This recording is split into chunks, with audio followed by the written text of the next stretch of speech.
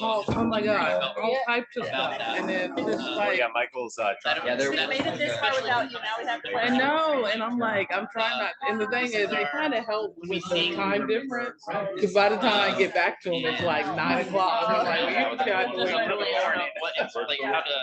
When it's such a kind of an isolated event, And it was like very clunky. Like it wasn't. But I feel like that just wondering was Very early on. I was back when I was in seminary. Like, I know. what was this?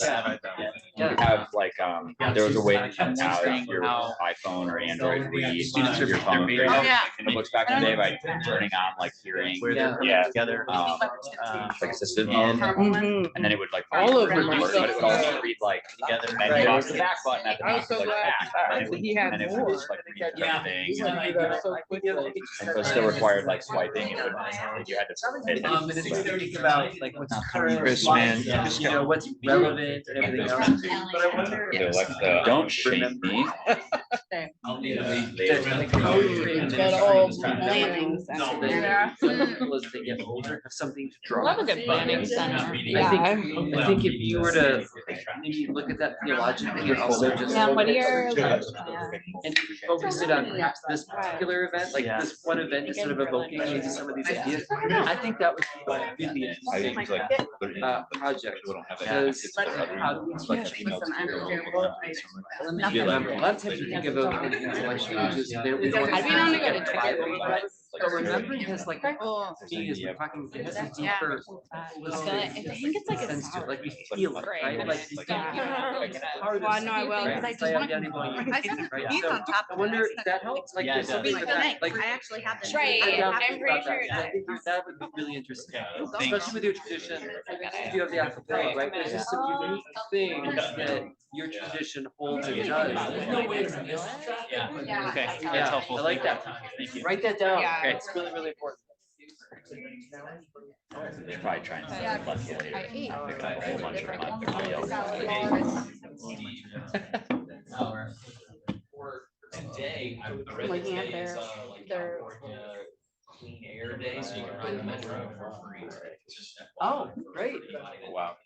Going anywhere, doing anything, Oh, great. you can ride the metro. Are you saying we have to go to the Rose Bowl on the Metro? I don't know if That Dude, like I'm out. If you are, if you Yeah, want to utilize public sandwiches. transportation. Today's, oh yeah. And get like getting downtown if you Okay, want to go that's great. downtown. There you go. Thanks, Dave. That's great. I feel like maybe we should change our cohort years from year 1, year 2 to year 3 to orientation. Yes. Disorientation. Yeah. I don't know. I don't know. What Yes. Year 2, you're gonna have to decide if that's true or not. But Well, yeah, there's only a few of us to decide between. There were some that were disoriented and left already. So. Yeah, that's right. Just kidding. Yeah. So welcome back. That's why your class is so small. So let's spend some time thinking about some things. I want to, we've got a pretty full afternoon with Angela coming in, which is great, but I want to take a lecture today to kind of activate or operationalize this idea of practical theology.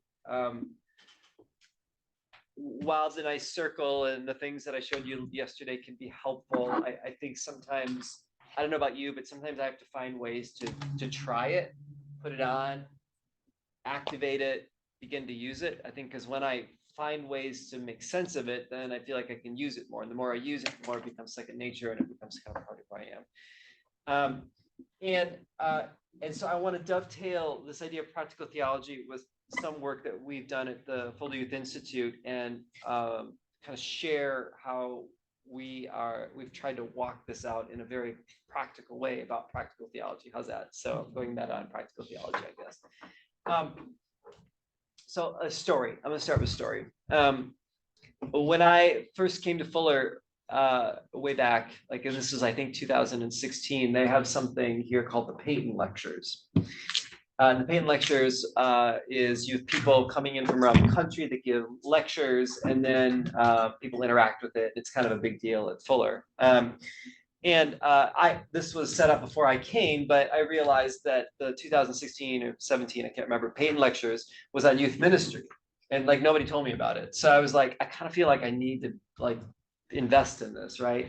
And then I found out that like one of my dear friends, Kenda Dean, was coming, and then instantly like my relational side goes into effect, and I'm like, who's taking care of Kenda?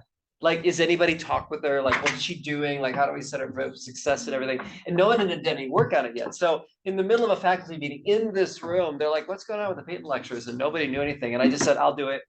And like, so one of my colleagues was like, yeah, first year faculty people never raise their hand for Peyton lectures. I'm like, I don't know what I'm getting myself into. So I took over. We did this thing, and it was really, really great. You can watch the lectures online. I can even post some of them already. But Kenda, who always pretends like she doesn't know what's going on, but she's brilliant and she does, always like says things that rock my world. And so she was a presenter and I was a responder. But she said this that I still hold on to pretty dearly. She's like, just how much of what we call, what we have learned to call church, are we willing to let go of in order to follow Jesus? Whoa. Yeah. You know, and I think this is spoken from a woman who loves the church. Like, when I was back at Mars Hill, I tried to get Ken to come up to speak at an event that I was doing. And like, I was at a church that could give her a lot of money. I'm like, Ken, you come up, whatever it costs, I'll bring it out. And she's like, I can come on Saturday, but I need to be back for my church on Sunday because that's my community and I need to be back for that. Her church is like under 100 people. Like, it's just this small, like, it's no big deal, but she's so committed to her local community. Like, that was really, really important to her. So oh yeah, that's did you hear about that? Yeah. That's right. My comment was so great. All your phones are going nuts.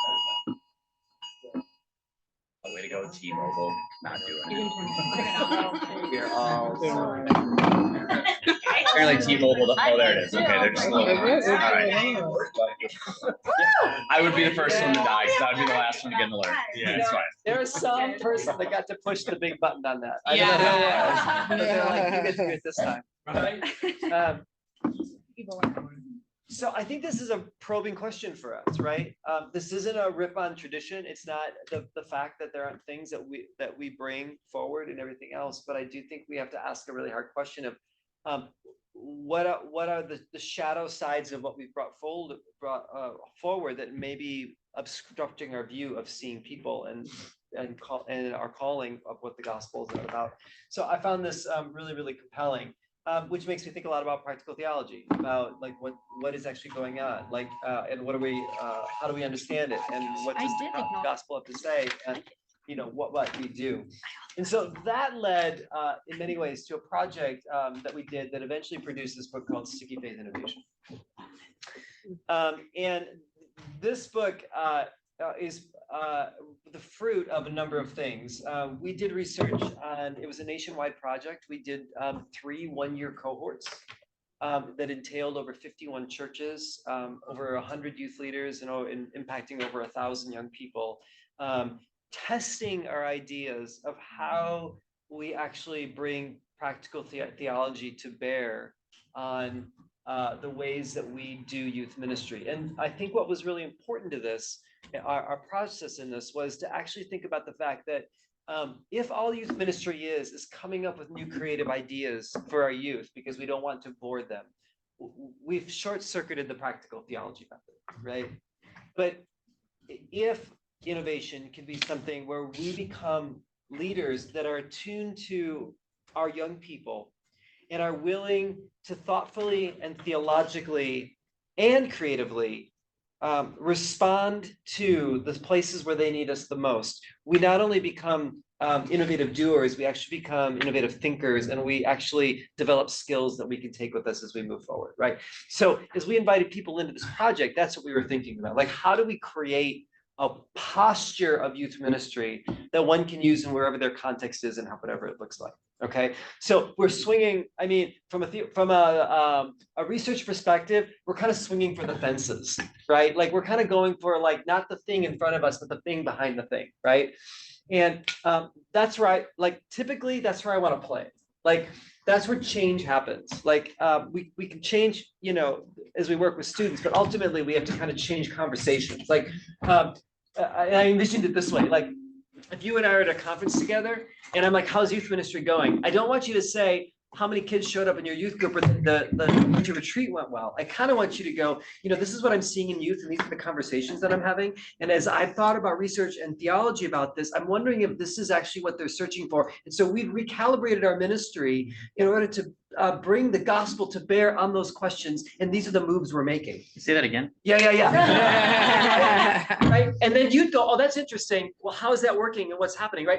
The level of conversation is gone. It's no longer like pardon my French, like a pissing match about like who's better or who's doing better. It's actually about the work of caring for young people. And that's the conversations I want to have. Right. And so this book is like more than like a book. It's like actually for me, it's like an anthem. Dwight yesterday is like, let me tell you where I came from, and we heard that. Like, I think it's important to know where books come from. Like, we don't write books just to write books. Like, we write them because there's like this thrust behind it. Okay.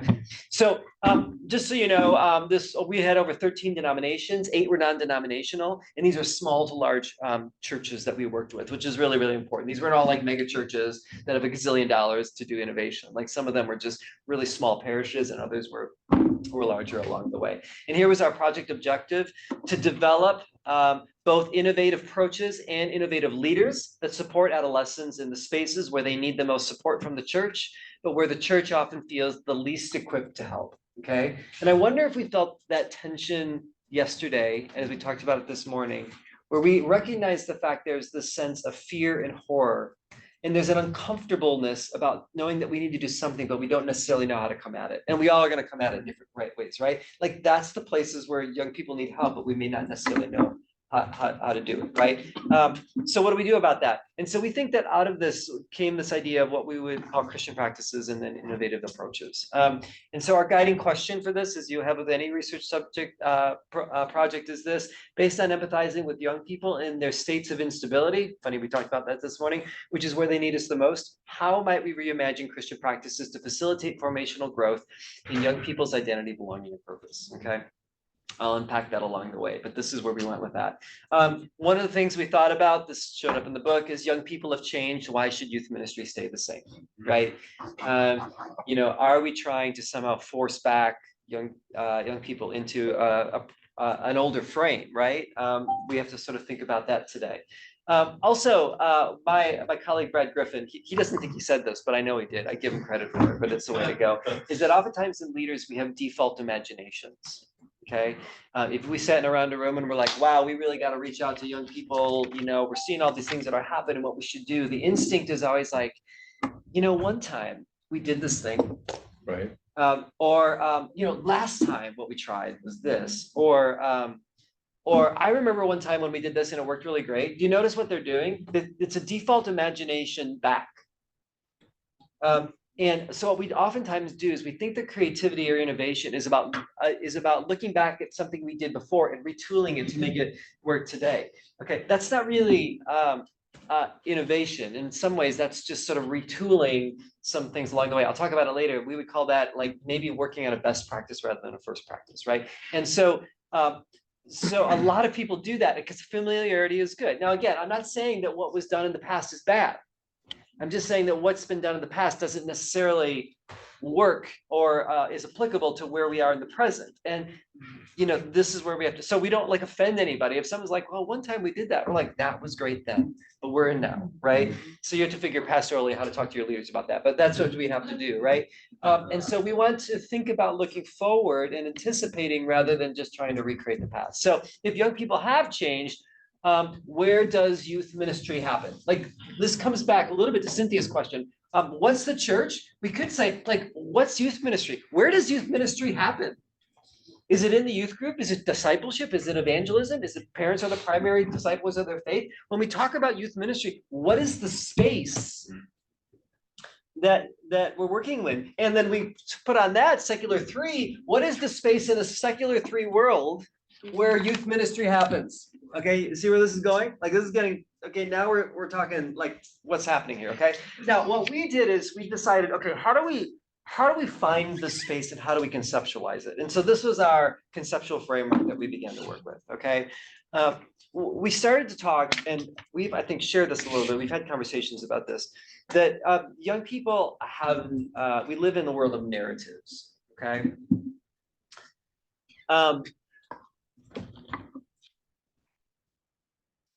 I think narratives are important for a lot of reasons, but I think they help us have empathy toward young people in this way. I hold, you can disagree with me or not on this, I hold to an opinion that people don't sin just because they choose to. I think people make choices that align and harmonize perfectly with the narratives that they believe about how the world works and how they tell themselves, what they tell themselves. Okay. So when we see a young person do something stupid or crazy, a lot of times we critique that, but we critique it from our narratives. Why is that kid doing that stupid thing, right? But if we understand the narrative for what a teenager is telling themselves about how the world works, what adults are like, what people are like, how they make it in the world, they are behaving consistently with the narrative that they hold on to. Okay?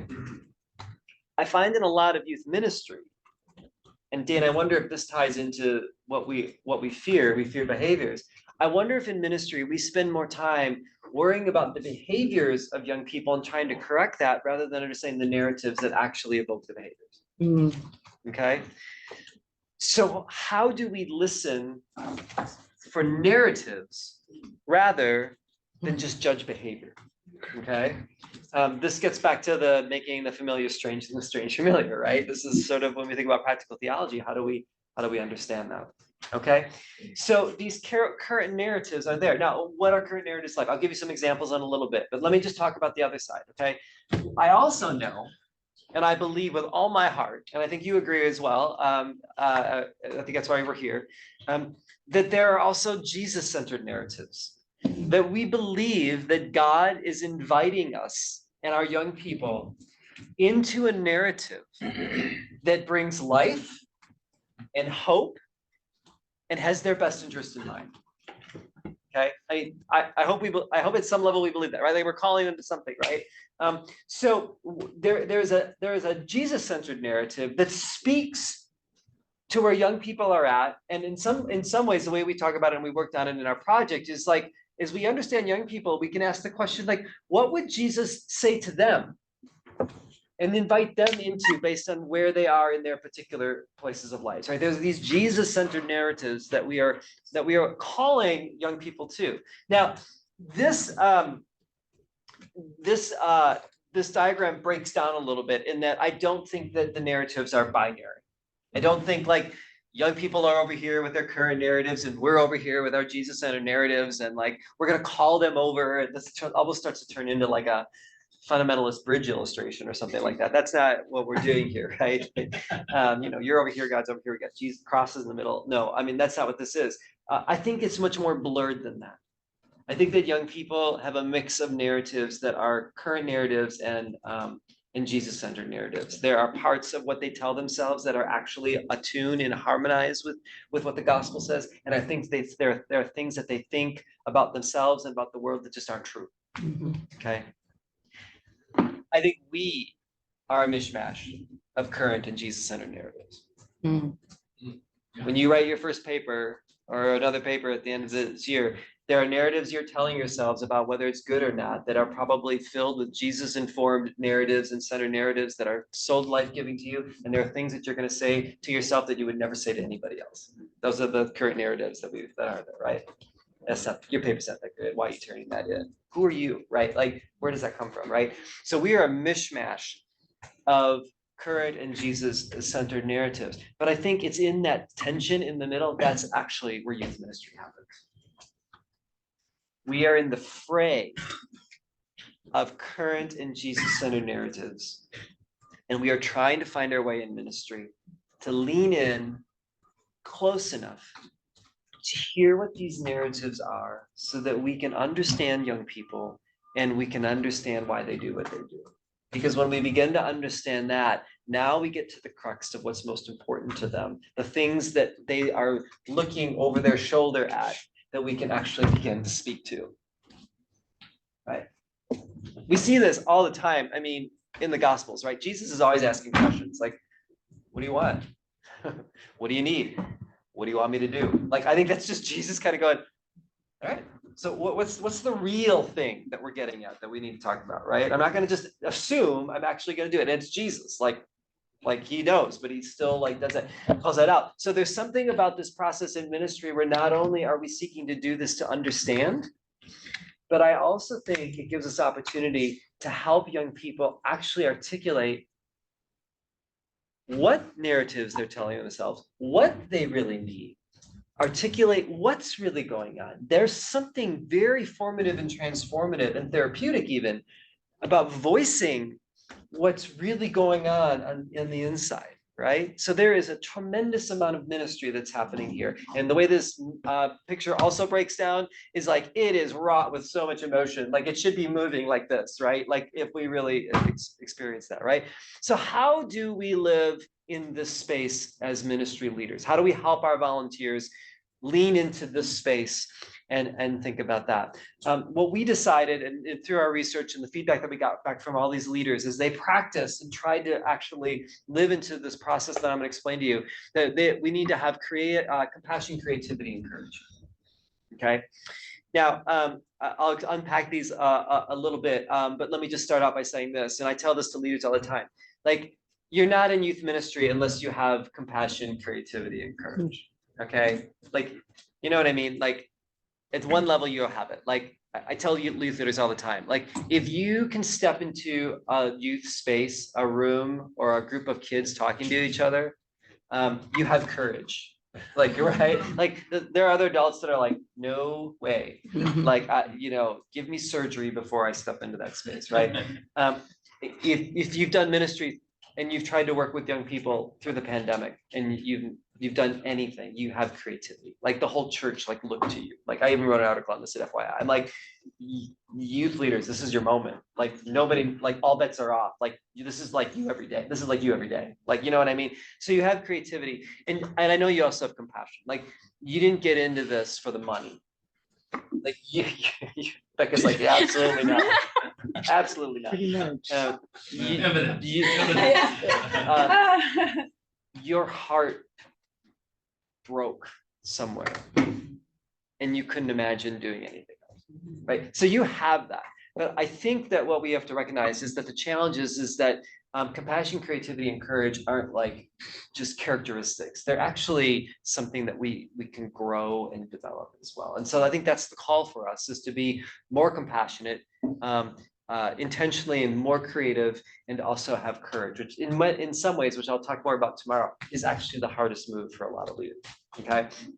So this is kind of what the model looks like. This is our sticky faith innovation process. And again, it looks a little bit like the practical theology process, but a little bit different, where we think about this idea of compassion, where we need empathy and we need to interpret the things that we're learning. There's a sense of creativity where there's actually a process by which we think about creativity so that we don't succumb to our default imaginations.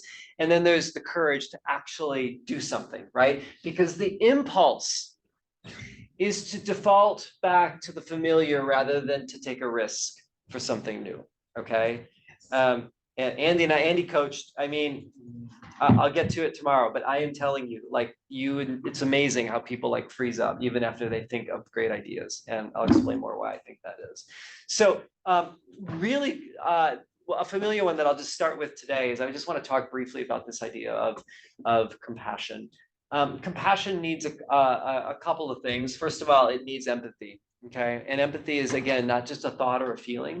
It's actually a skill that we develop, so that we can show up where young people say they need us the most. And so, it asks the question, what's good news for young people? And we don't assume that. We actually are constantly asking that question because it's constantly changing.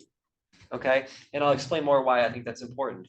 But when we empathize, we don't just stop there. Like empathy is great. Like we have to start there in the sense of, like if there isn't empathy, then we're just prescribing things to people, right? Like, you should fix that, or, whatever. It's the shouting the gospel from a distance, right? So we have to have empathy, but we also need to begin as we listen to do something with that, right? How do we interpret what we're hearing other than to go, oh, well, you're really going through a lot of stuff. That's really great. Like at some point they're sharing it with you because they want to have a conversation with you about it. Like they're looking to you for something. Not that you're going to solve it all, but you're a trusted person that they're talking to you about, and they want your help with that. So the lenses that we've used, and if you've been around FY at all, you've probably heard this, is these lenses of our identity, belonging, and purpose. Okay. They ask the question of identity is, who am I? Like, who am I as a person, right? Where do I fit? And what difference can I make? These are not just young people questions. These are people questions. We ask them all the time. But I spent a lot of time talking about this with regards to emerging adulthood, but I'll focus more on, I'll focus on both, but on adolescence as well. I think what we just need to realize is that let's remember a couple of things that's happening developmentally with young people. Their brains are moving from concrete thinking to abstract thinking. Okay. A young person in concrete thinking thinks the world's the world the way it is. That's their family. This is who I am. Abstract thinking, they begin to kind of go, I can envision a perfect world and my world's not it. I can envision a perfect family. My family's not it. I can envision a perfect body and that's definitely not it. Right? So there's a dissonance that I begin to feel about who am I, because I realize that I'm not, I don't measure up. And this is for the first time in their human lives, they deal with dissonance. So these questions of identity are really, really crucial for them, right? When we get older, we're still dealing with it. We have social capital, we've got power, we've got developed brains that can hold that space better. It's just harder for young people. Belonging in this idea of where I fit is a big challenge for them, right? Like, where do I fit in the world? What does that look like? My daughter, when we moved here, she was a sophomore in high school. She was starting her sophomore year. Here I am, like youth ministry guy, and I moved my child in high school years. You could like yell at me for that. Like, but she said, so, I mean, she eventually did really well, which is great. But I remember that first day, like she's like, okay, I'm going to school. I have 2 hours to figure out who my friends are because I have to walk into the lunchroom. Belonging, right? Like, wow. I mean, that put it in perspective for me, right? Like, oh, you'll find friends, you'll make friends, it'll be really great. No, I got 2 hours, or I'm sitting alone, right? Like, that's the feeling, right? So like that, this is something that they feel in a really, really deep way. And then this idea of purpose, like, what difference can I make in the world, right? This becomes a growing topic for them, especially as emerging adulthood, where they start kind of going, what's the fingerprint I'm going to make on the world? The choices I make now may have an impact on like my whole future, right? Like the weight of purpose for young people is really, really quite dramatic, right? So these lenses of identity, belonging, and purpose are more than just lenses. They actually are deep and visceral. And we do a disservice to young people when we don't hold it with the same holiness and weight that they're actually holding on to it. So empathy keeps us from going, oh, it'll be okay. Oh, it all worked out for me. I made it through high school. You will. Well, no. Like, we have to kind of think about what they're holding right now.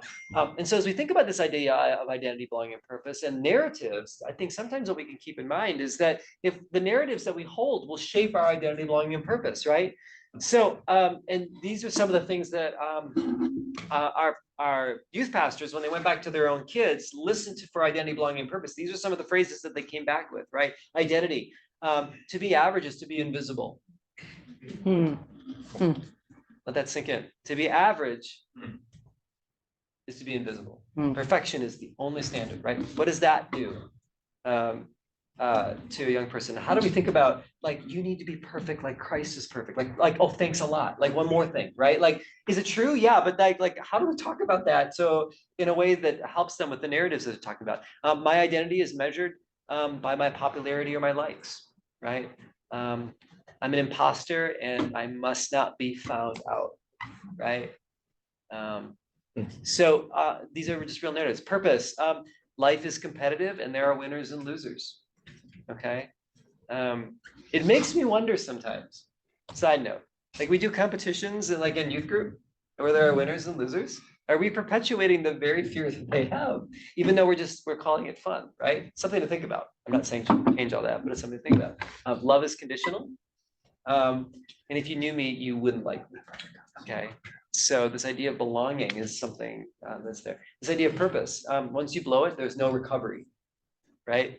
Like kids are deathly afraid, and parents are too, of like, if you blow it, you don't get the perfect score, like it's over. Like really? Like, oh my gosh. Like it's not, but I get it, right? To rest is to be lazy, right? So yeah, I'm like, shoot, okay, that's not just kids, right? Like, you know, I don't know what you're talking about. I know, right? And light up life is made up of random chance, right? Like, I don't know why we're, you know, like, I don't know, right?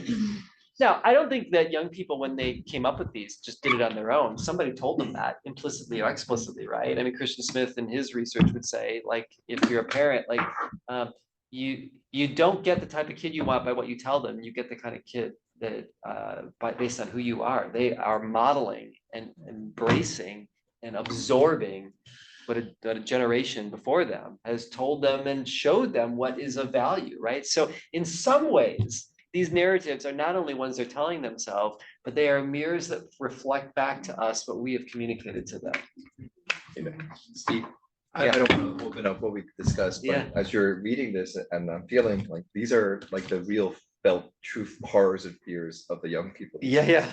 Right. Yeah, exactly. Yeah. Great tie-in, right? So how do we sit with that, right? Like, how do we look at them? How do we look at these, look in the box, right? Yeah. Thank you. Yeah. So what does compassion need to do? Well, we need to go there. Now, there's two things that get in the way of compassion. I'll just explain really quick. One is closeness bias. Okay, closeness bias is when I think I know you so well that I stop asking you questions. Okay, so this is the way like marriages. We've been married for 35 years, but like you stop talking to each other somewhere around 20, right? Like you're still together, but you're not. Okay, we've lost the ability to see the other. And this is, I think, happens a lot of times in youth leaders, not you, but others, where if you've been in youth ministry a long time and you feel really comfortable with young people, you can, in your mind, say, I know young people, but you've forgotten that the sophomores in your youth ministry are different than your freshmen. You know, or the seniors in your youth ministry are not the same people that they were when they were sophomores, right?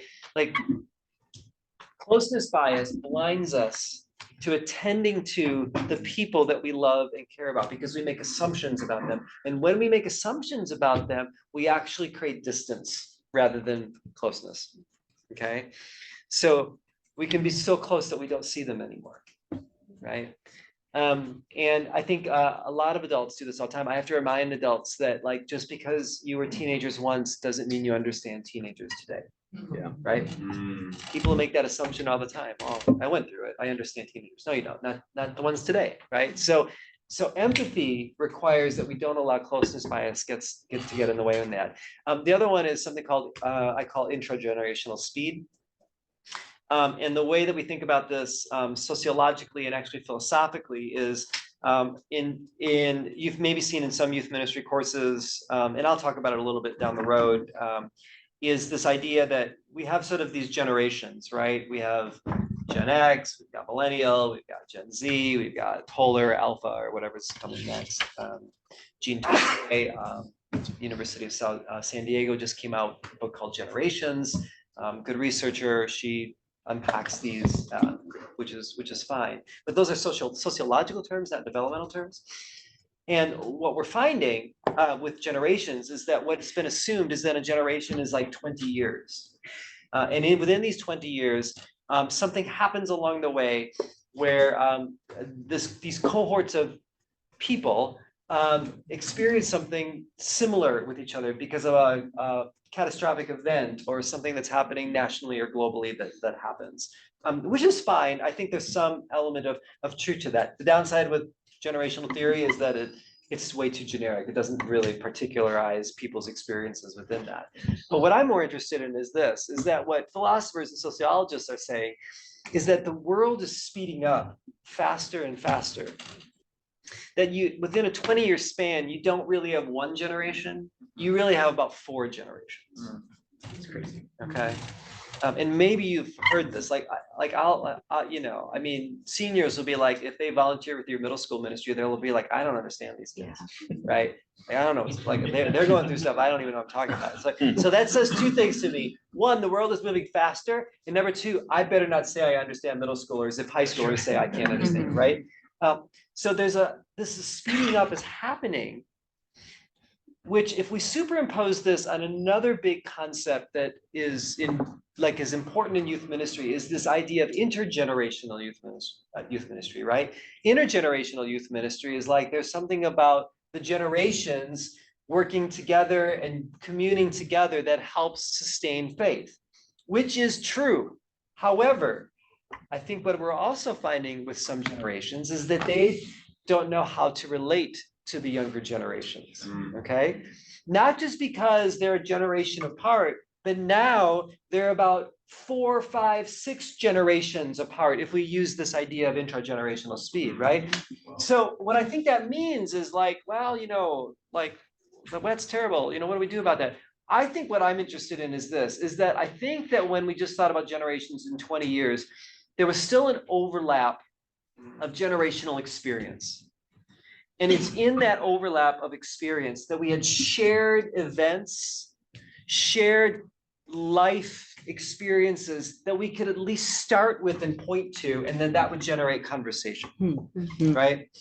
But if now generations are not 1, but they're 2, 3, 4, 5, 6 removed, what we're finding is that there's less commonality in the way generations relate to each other. And so when an older person says to you, I don't know how to relate to young people, the fact is that it's true.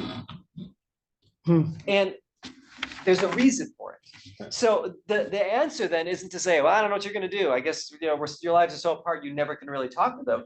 What this means for empathy is it's just we have to work harder to getting to know each other. Like, it doesn't come as easy as it did before. You need new strategies. You can't just stand there and assume that you're going to bump into a young person and talk to them. You actually are going to have to walk across the narthex and actually think about what you're going to say to them and talk about a subject that maybe you're not familiar with. See the difference? I think this is really important for volunteers. Like, they think, well, I'm with kids, like I'm going to get to know them. Some of them get really frustrated because they don't know how to relate to young people. Well, maybe part of it is this idea of intergenerational speed. So the impulse with this understanding is not to give up or to be disparaging about it, but to recognize the fact that we have to teach our communities to lean in even more. We also have to teach our young people to do that as well. Like, I think they can lean in more as well. Like, I think that's true. But, you know, at FYI, I think we've learned, like, the older person has to go first. Like, they just have more social capital, they have more power. They are the ones that have to do it. Like, a young adult or an older adult can't sit back and be like, well, I'll wait till they come to me and I'll talk to them. It's just not going to happen. Like, it just doesn't work that way. So the impulse is always the other way. So this is what gets in the way and can disrupt ministry, is when empathy is ruptured by closeness bias and intergenerational speed. So what can we do instead? Well, we can seek out young people, right? Like, older people go first. Literally, like, one of the practices that I did with my volunteers is we collectively came up with 100 questions to ask young people. I printed it off or sent it to them electronically and put it in their pocket. So when I'm at camp and I'm like, I see a kid and I know I should go talk to them and I don't know what to do, I pull out my list and I have something to like say to them, right? Like, we can actually help adults with good questions, and collectively we can generate it together. We can be generative and they can create the questions together. So now it's like my question that we did together, right? Good idea there, free of charge. You can do that. And so this empathizing with them is this idea of coming up close, listening, recognizing the fact that we need to understand their narratives, and then we listen for identity, belonging, and purpose, right? So as young people tell us their narratives and we learn more about them, instead of just thinking that we have to understand their stories, we begin to say, gosh, what are the identity questions, the belonging questions, and the purpose questions that they seem to be most concerned about?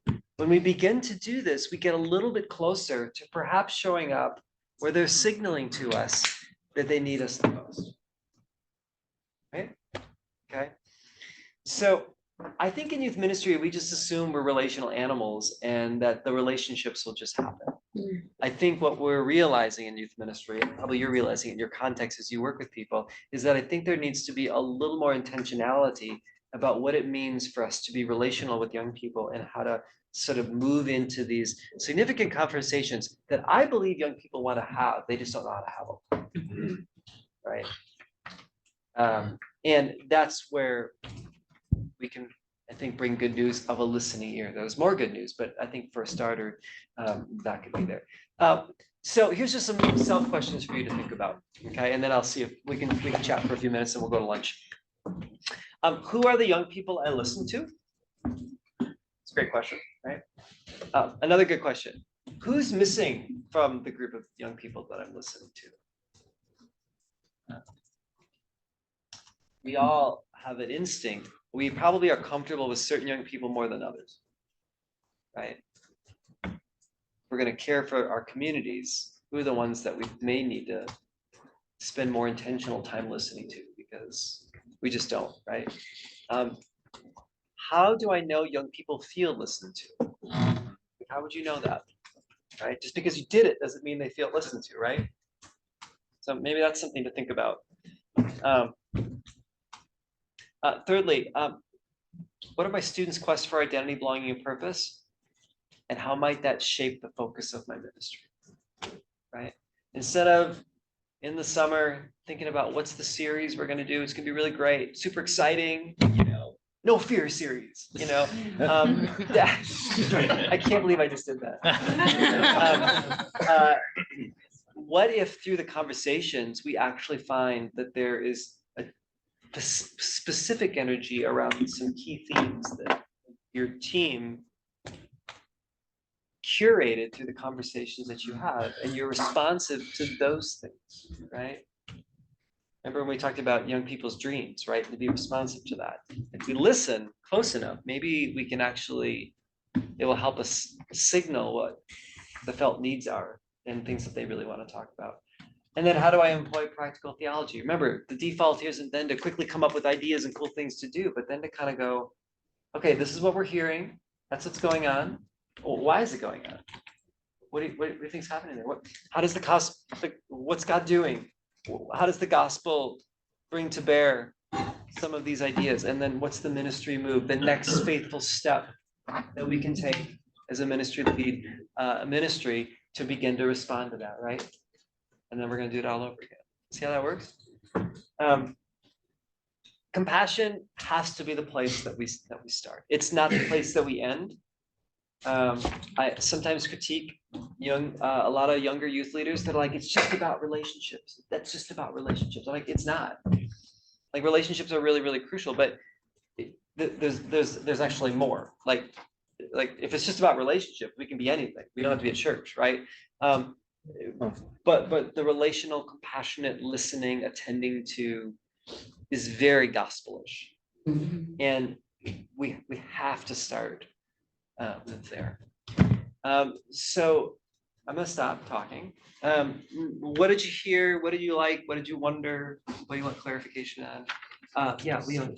I love the challenge to, I wrote down here, how well do I understand the people, the young people that I'm wanting to reach out to, and how am I listening? What questions am I asking? Yeah. And I think it's the basic skills of asking good questions, listening, and then zip. Yeah. I learned quite recently, always reminded of this when I was leading a small group in a secular space with interfaith young people. And I suddenly realized, because I was out of my comfort zone, led lots of groups, and always usually I'm a pastor, the leader, and here I'm a leader, but I'm not a pastor. to the usual quote scripture, provide, the Christian answers. That's it. So I felt really, really uncomfortable, but then it made me very aware of how to listen. And I found myself holding myself back of jumping in when someone's sharing deeply about some of the trauma, the challenges, wanting to encourage them, but then jumping to solutions. Yeah. Have you tried? But they haven't asked. Yeah. Oh. Right. And it forced me across the 4 days when I was there to really just sit in that uncomfortable space of, here's a problem. Yeah, and it is uncomfortable because you can't control it, right? Like you're Yeah. not the one in control. And I think it's hard for us as leaders and as Christians sometimes to do that. I really appreciate that. And the feedback from the young people, they were sort of ranging from 19 to about 24, was just incredible, because I thought, oh, it didn't really help them that much.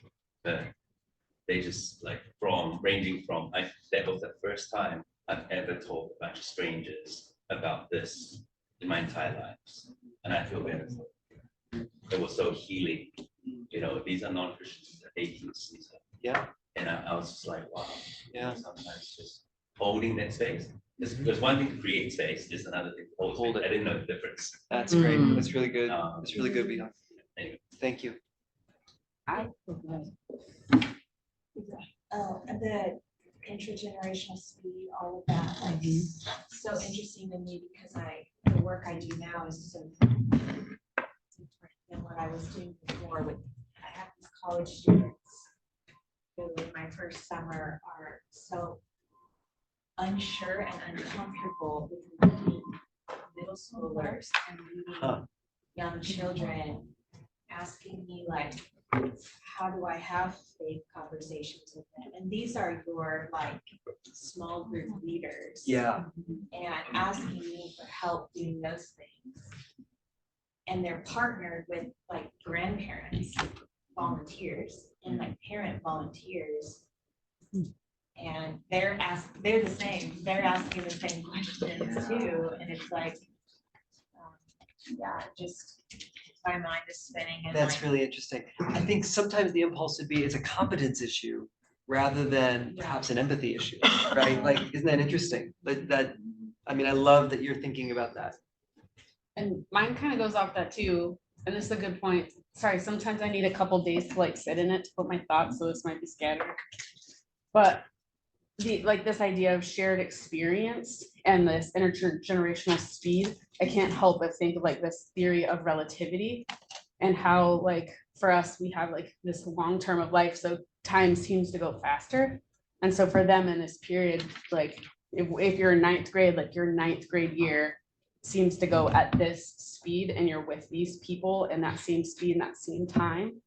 And so I don't think I'm wording this right. It's in my brain, but like this idea of all these shared experiences in that time and in that space, because I have ninth graders who like, they listen to certain artists or like different like television stars or whatever. And then I have 11th graders who don't even know who those people are. So like, what is happening in this time in this space that it can't even cross a 2-year boundary? Yeah. And so like, and what is the speed of that time? And as you grow through high school that you're moving. Yeah. But then at the same time, why is it that like kindergarteners and up to 8th grade are all spending this time on Minecraft? It's this like shared experience they all have, but they still have a hard time talking to each other. Like I can't make sense of the speed, and I feel like personally I have to understand it before I can like I don't know. Yeah. And help. Yeah, I know. I can give you a book, but Yeah, like I do have that book. This book excellent. no, but the philosophical book is called Acceleration and Alienation. I'll post it. But, Okay. But it gets to this point of as we accelerate, there is this sense of alienation relationally, which is sort of the point. But yeah.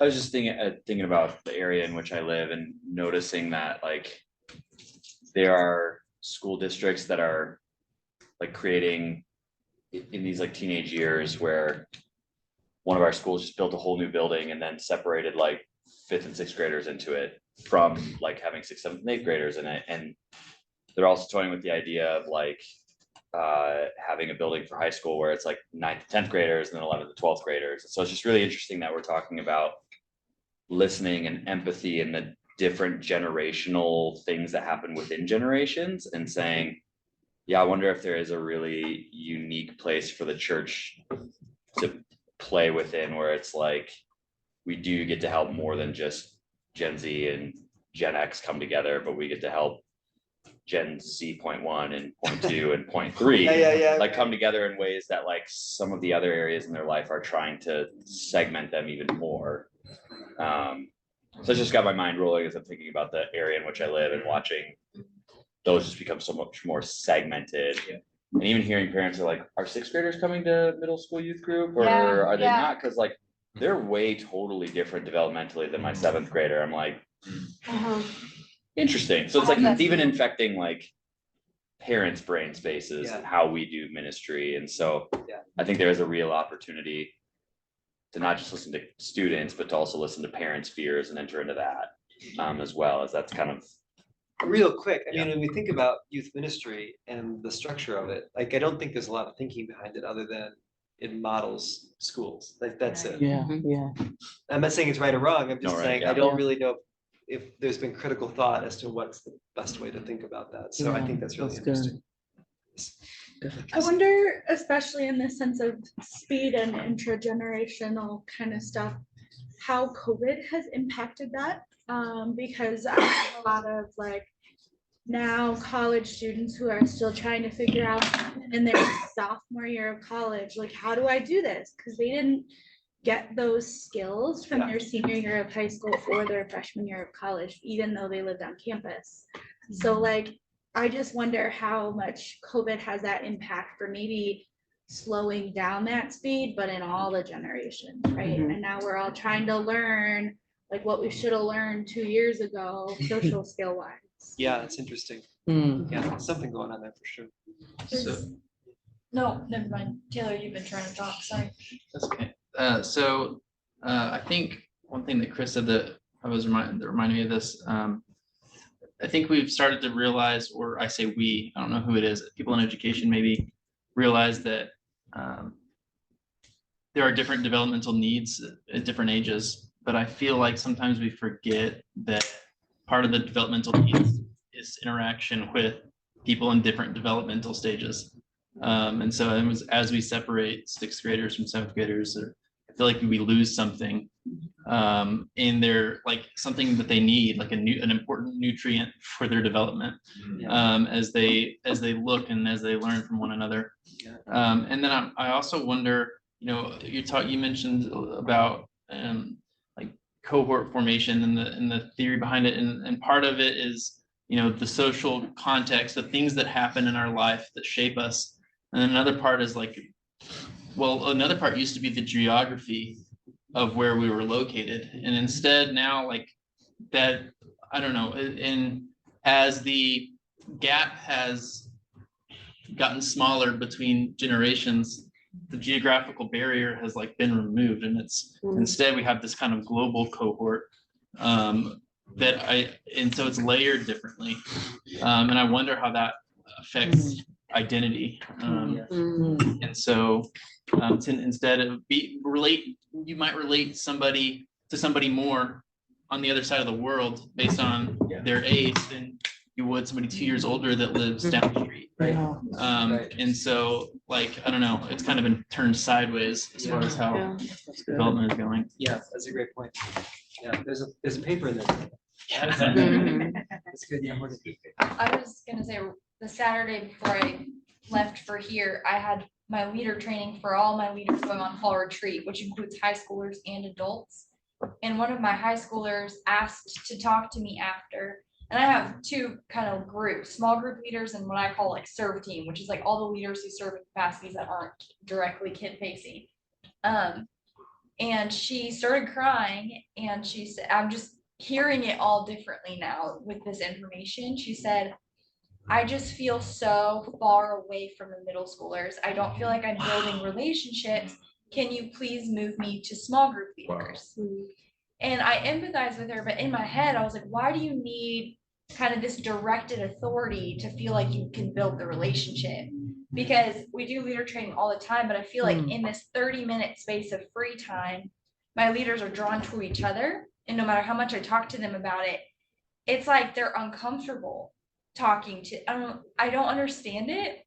But I think now I'm hearing her say, like, I need more guidance and more of your input on how to engage with them, because I don't know how, but didn't have the language to say that. Wow. Because it's like, oh, small group, you've given direction, you've given expectations, and now I'm comfortable to engage. But without it, I'm just a miss. So now I'm like thinking, my wheels are turning too, of like, okay, what if I gave specific questions to leaders to go ask these 3 questions in 30 minutes of small, more, like, I don't know. I like know. I like it. You gotta tell us what you do now. That's good. That's right. Well, as the FYI rep. I will say 3 big questions that change every teenager. That book has all of the. We spent hours with the young people that we interviewed for that research. And so I think we asked 170 different questions around identity, belonging, and purpose. And all those questions are in the back of that book as an appendix. And so you don't have to create your own, although, I mean, Steve's idea of having people support what they create helps to create. So that's also good. But you have a resource there. And we do have a little booklet that's called How to Talk to Young People. That has some helpful tips. They're gonna love a booklet. Well, I mean, it's digital. You can download it. Okay. It's a downloadable PDF. So Where can we find that? it's like you can send it to your leaders and it's in their phone. Wow. And it does have additional questions that they could ask and some helpful tips of how to engage with young people. Excellent. Rather than, hey, how's it going? We will put those, you can go to the website, but we'll put the links to those in the Canvas. Thank you. Great. Yeah. One more, then we gotta. And we'll get you a code for it. Oh, Andy's so great. I guess he gets to control. Amen. Take that. I just raise problems, Andy has solutions.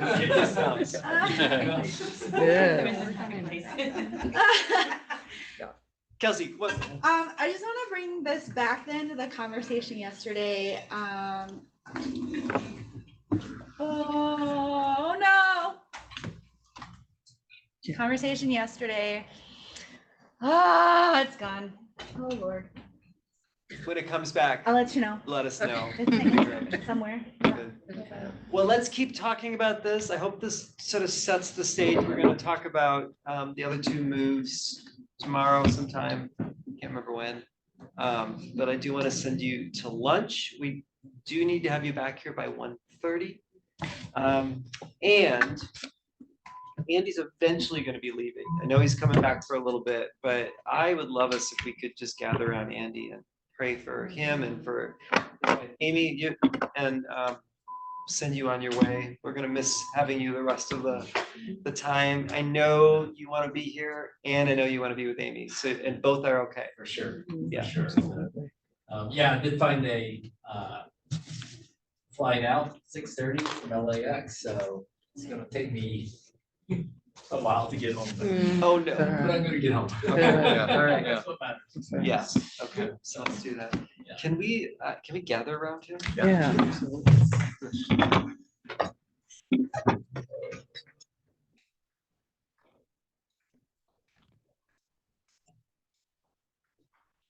I'm gonna check this. Oh, That'd be a better.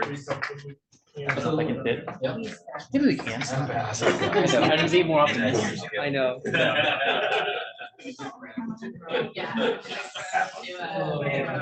Secondary later. All right, how about 3 of you pray? Okay. Heavenly Father, we thank you that you are our maker. That you understand intimately how body's work, you understand both our past, our present, our future. Let's just pray, God, that you would be with Andy and me this season, and pray for presence to be with them so in such an intimate and real way today and the days to come. Lord, when they despair, when they know that you're there, when they are afraid, when they know that you're there, and when they have good news, when they know that it can so be with them.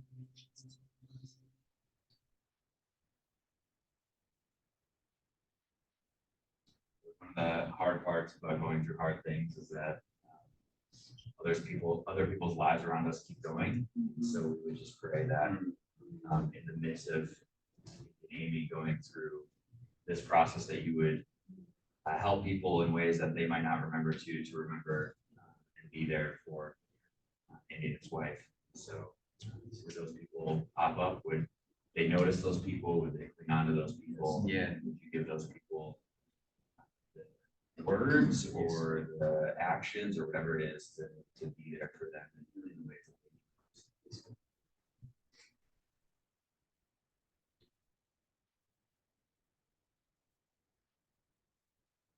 God, we pray for impossible healing. That's something that's scary to pray for because we don't have any kind of control, or we don't know what to hope for, and we don't know if we're just scared to hope for impossible things. But I pray that you be with Andy and his wife, and I pray that you give them big faith. Yes. You give them tangible presence. You give them hope that feels impossible of an unknown future.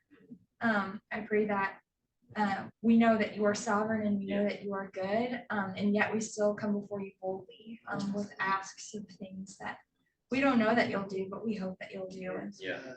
I pray that you surround them with people who also give them courage to believe in big and possible things. Yes, God. And we just claim healing, Yes. whatever that looks Yes, like. Lord. We claim your peace, and we claim your joy in the middle of horror. That really is what's happening. And we pray that you just bring it to the front of his mind that you already are in all the places they have not yet been. And we thank you for that. And then we pray. Amen. Amen. Thank you. Yeah. Thank you. It's hard. It's hard to say what I think.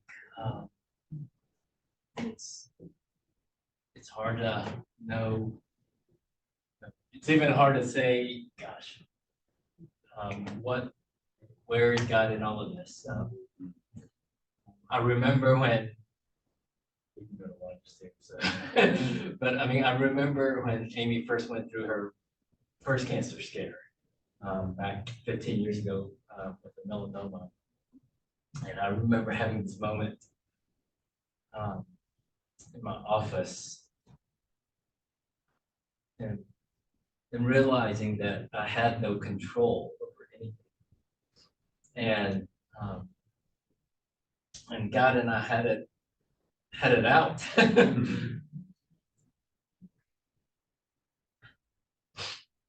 And in that moment, I was okay. And I came to the grips that I was okay of not being in charge, and was able to let go, and whatever happened would be okay. I'm not quite sure that I'm there yet this time around. So yeah, we'll see. We'll see if we can get there. So thank you. Thank you for praying. Thank you for caring enough. Yeah. All right. Okay. All right, so yeah, like 1:30, hard stop.